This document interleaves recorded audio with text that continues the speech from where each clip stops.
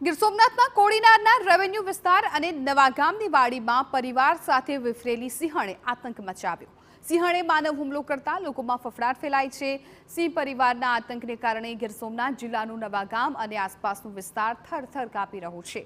આસપાસના ગામો પણ આ વિફરેલી સિંહના ભયના ઓથાર તળે જોવા મળે છે। ત્યારે ગ્રામજનો એક જ માંગ કરી રહ્યા છે કે તાત્કાલિક આ સિંહ પરિવારને વન વિભાગ પકડે એટલે અમને રાહતનો શ્વાસ મળે।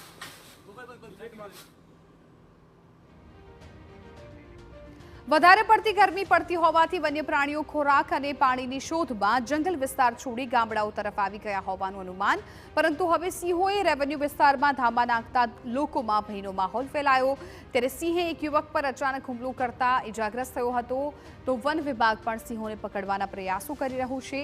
સિંહો પાંજરે નથી પુરાઈ રહ્યા, ત્યારે નવાગામ લોકોને એક જ માંગ છે કે આ સિંહ પરિવારને જંગલમાં ખસેડવામાં આવે તો લોકો ભય મુક્ત જનજીવન જીવી શકે।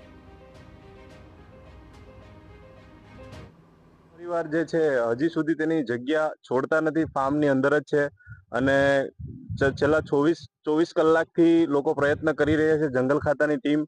અને તમે જોઈ શકો છો કાલે પણ આખી રાત પ્રયત્ન કર્યા છે, પણ સિંહ પાંજરાની અંદર નથી આવતા।